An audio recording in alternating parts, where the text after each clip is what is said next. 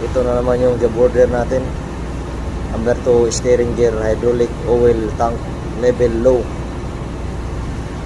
Nag low level daw yung steering. Kinargahan na nila segundo, wala pa rin, hindi pa rin nawala yung alarma. Kaya puntahan natin dun sa actual. Tayo sa steering gear room, Nick. Number 2 man yun, kaya dito tayo sa number 2. Ano, switch off yung number 2, Nick. Ito yung control panel ng steering gear number 2. Tingnan natin yung manual. Dito tayo, Nick, para ayos. Dot switch, saan ka na? Dot switch. Tulog, oh. Ito yung float switch, Nick. So normally close man to dito. So dapat itong X5 naka-active to. Para pag naka-active tong X5, pag open tong X5, normally close contact.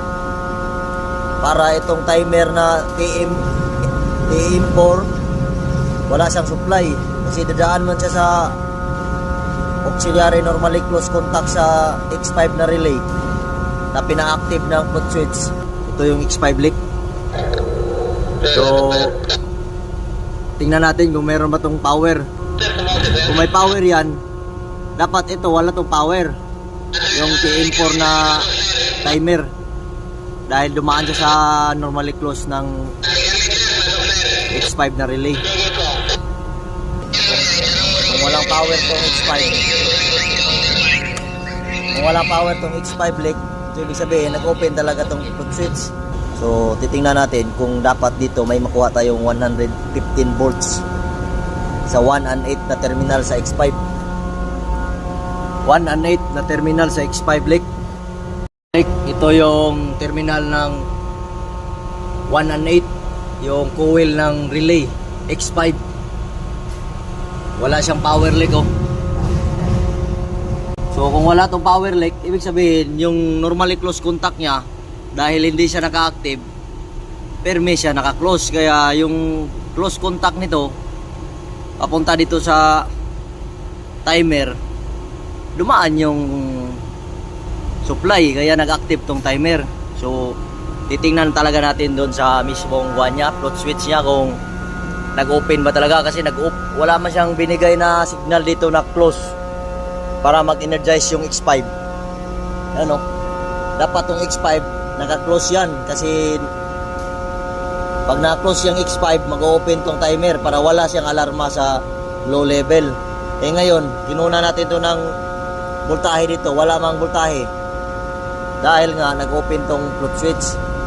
Itong float switch yung nagka-problema. Kaya punta tayo doon. Itong float switch leak sa hydraulic oil tank. E, tingnan mo yung level ng hydraulic oil. Kinargahan na nila segundo to kanina. Lumagpas na sa kalahati, oh. Dami na nga yan, kaso nag-alarma pa rin, kaya bubuksan natin to. Yan, leak. Yan, leak, oh. Uli leak. Naputol, leak. Naputol yung isang kable ng oil level. Kaya normal, mag-alarma talaga yan, leak, kasi naputol nga, eh. Hindi siya naka-close. Kaya doon sa relay, wala siyang power ng yung X5. Yung normally close contact ng X5, dahil hindi naka-active yung X5, sirado yun, papunta sa timer. Kaya kahit anong karga mo dyan, wala, leak. Ganon talaga mangyari. Ganon talaga, leak. Minsan meron talaga mangyari ganito, kasi nga malakas vibration dito, eh. Barko, vibration lang. Yung mga problema dito, yan, oh. Kaya panin natin ulit, tawagan rin segundo. Sik, pasok, Sik. Good, Lek. Sik, pwede ka ipatay ko muna yung Lek, no? Number 2, Lek, no? Sik, no? Yung breaker ba? Number 1 lang ginagamit ko. Pwede lang. Number 1 yung ginagamit ko. Roger, nakita ko na problema, Sik. Baka mamaya, maayos na to. Yeah, thank you, thank you. Switch off muna natin itong breaker, Lek, para hindi tayo makurintihan. Okay na to, lipat na number 6. Tingnan muna yung dalalin natin. yan Nick, na-crib na natin yan Nick. Ilagay lang natin yan dyan. Ayan o. At pasok na natin yan sa terminal. Tinaitingin natin yung isa din para dalawa na sila matigas. Tight na ba?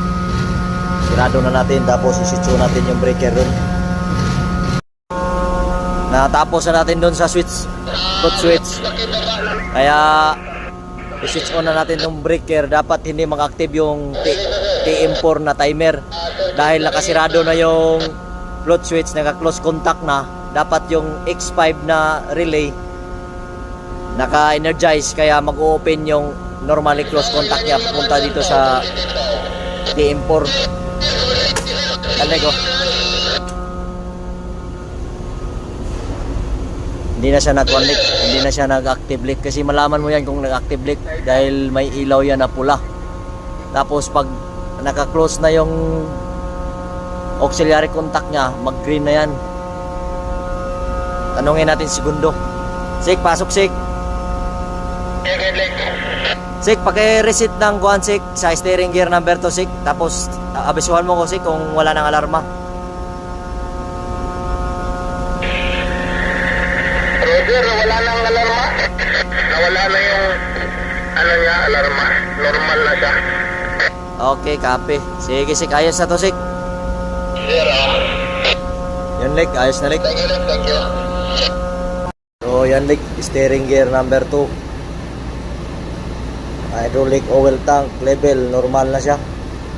So maura to Lik, bati na. Glory to God, okay na Lik.